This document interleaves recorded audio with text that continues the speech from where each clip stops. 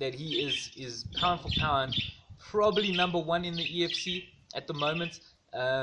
You know, he's only had that one loss, which was to Soldier Boy, and I think he pushed Soldier Boy the furthest he's been pushed, apart from that loss to Jeremy Smith. And he just improves day by day. We spoke about his striking, and he proved that he can strike against Rafael Heretic when we said if he wants to prove himself, let him stand and trade some leather. And he did that. That he spent that first round trading with Rafael. And you saw Rafael's face after that fight. You'll know that Dricus can land a punch. Obviously, you know, it's been set up that he's going to fight Henry Fadipe. Henry, my man, this is the second or third time that you're supposed to fight Dricus. Please pitch up. We understand your visa, you had an issue. Second fight, I can't remember what the issue was. The third one was your hand. There's always some issue. You know, Henry, please pitch up for this fight. Don't get injured. Sort your visa out. The fans want to see it. We want to see it. Dricus wants this fight. We know that you want this fight. Pitch up for the fight. Obviously, Cameron Pritchard, he's getting a crack at Dricus or at Henry, depending on how this whole thing pans out. And Dricus has a target on his back.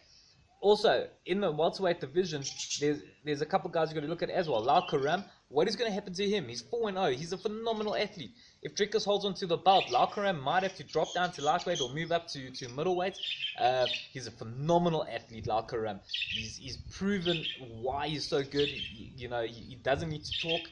He goes out there and he does his job. And what an athlete he is. And if you haven't met Lal Karam, do so. What a nice guy. Fantastic guy outside of the sports as well. Obviously, Martin van Staden, he still wants gold, and he's still got a couple of years left in him. He's going to want to get back on that horse, and I hope we see another fight between him and Dricus du Plessis, because that fight at EFC 50 was phenomenal. So it'll be very nice to see that. Then, obviously, we're going to move to the middleweight division, where Dricus du Plessis is still going to feature, because Dricus du Plessis has called out the middleweight champion and the middleweight number one contender.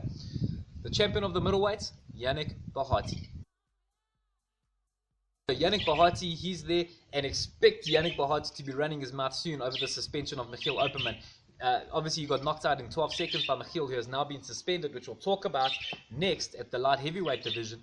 And Yannick Bahati doesn't seem to want to face Chef. Chef has relinquished his light heavyweight title. He's now at middleweight. He's going to fight Yannick Bahati.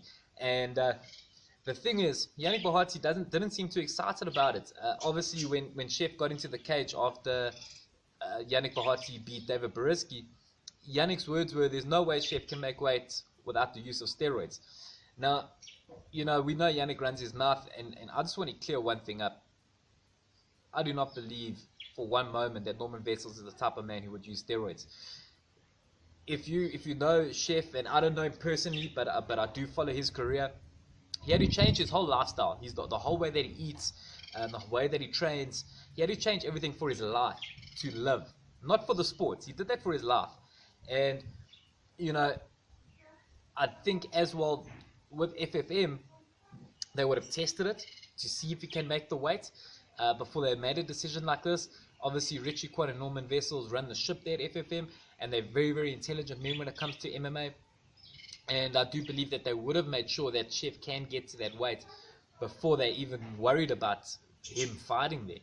And I don't think there's any challenges left for Norman at light heavyweight. And I think that this is his opportunity to be the first man to take 3 belts in 3 different divisions in the EFC. He's there. He's going to make history. And if there's anybody that you can think of that's going to beat Yannick Bahati, name one that's better than Norman Chef Vessels. You think of Norman Vessels, and you think of a man that just likes to go out and abuse people without going to jail. And I think that's why he's in the sport, to be honest with you. I think that's part of it. He's a phenomenal athlete, and he likes to hurt people, and that's what he does best. And I think that a fight with him and Yannick Bahati is another fight that could be a contender of the year for Fight of the Year. I think it's going to be a phenomenal fight. And I think Yannick Bahati might be in major trouble in this fight. We know he can get knocked out. We know he's got a soft chin. But when it comes to the wrestling, Norman Vessels' wrestling game is phenomenal. It's fantastic. And this is going to be a great fight. And then you've got Dricus du Plessis, who I don't think will get either one of them this year because he's got a big target on his back. But he's called out Norman Vessels and Yannick Bahati. Yannick Bahati and Dricus du Plessis nearly got into a fight backstage at the last event of last year, UFC 56. They were very, very close to getting into one. And, Yannick Bahati needs to be careful because Dricus du Plessis is a phenomenal athlete. He beat the Polish tank, who seemed unstoppable at that point. And he stopped him in the second round. So, I think if we look at super fights for 2017, those are two options that we want to see: is a Dricus against Chef or a Dricus against Bahati. And let's hope that maybe we do get to see them closer towards the end of the year, probably. Then we're going to move on to the light heavyweight division, which is going to be a very, very interesting conversation we're about to have with the champion Dalcha. So Champion Dalcha was scheduled to fight now in March against Michiel Opperman, but it came out that Michiel Opperman has been caught with a banned substance in his system after the 12-second knockout of Yannick Bahati. SEDS, the South African Institute for Drug-Free Sports, has found a substance in his body. Let's hope that this substance is nothing. It's a nothing. Let's hope that it was accidentally taken at the most. And you think of Michiel Opperman, you don't think of a guy that cheats. Obviously, Yannick Bahati is going to have big words to say about this, and Michiel Opperman is working very, very closely with SEDS regarding this matter to clear his name. But we know how strict SEDS can be. You take a look at Cole Henning serving a 5-year ban, taking a pre-workout that he didn't know had a banned substance in. So, is this the end of Michiel Opperman's career? It could quite possibly be. It'll be a very sad way to say goodbye to him. He's a phenomenal athlete. He has spent years entertaining fans with some spectacular fights. You think back to his loss against Dino Bagatin. What a fight that was. You think about the fight with Yannick Bahati, another phenomenal fight. You think of his fight with Jeremy Smith. That was something out of this world. And Michiel Opperman he's a legend in the sport. He will go down as a legend. He'll go down as a Hall of Famer one day. And let's just hope that this isn't the end of him. But now back to what's going on. So Champion Dalcha got offered a new opponent. He got offered Chad Hanekom. Now, I believe that Chad Hanekom is the future of this light heavyweight division. I believe that Chad and Dricus are the two men that will go to the UFC and really put on some phenomenal fights and some big victories. Chad Hanekom, when he gets hold of that belt, is not going to let it go, and nobody's going to beat him. You can mark my words on that. You can quote me on that, because I strongly believe that. But Superman turned down the fight due to bad timing, which is understandable. Obviously, the fight is just over a month away, and he said no. And that's a sign of a real fantastic athlete. A guy that knows when he's ready and when he's not ready is an athlete that you need to be careful of, and that is Chad Hanekom right there. Then Yannick Bahati got offered the fight against Champion Dalcha at light heavyweight, and Champion Dalcha turned that fight down. Champion Dalcha says no, he doesn't want to fight Yannick Bahati at light heavyweight. He'll fight him at middleweight, which was obviously then scrapped as well. So seemingly it looks like EFC are going to put on Chad Hanekom versus Champion Dalcha later in the year, and that's going to be a phenomenal fight. It's going to be great. I'm really looking forward to that fight happening.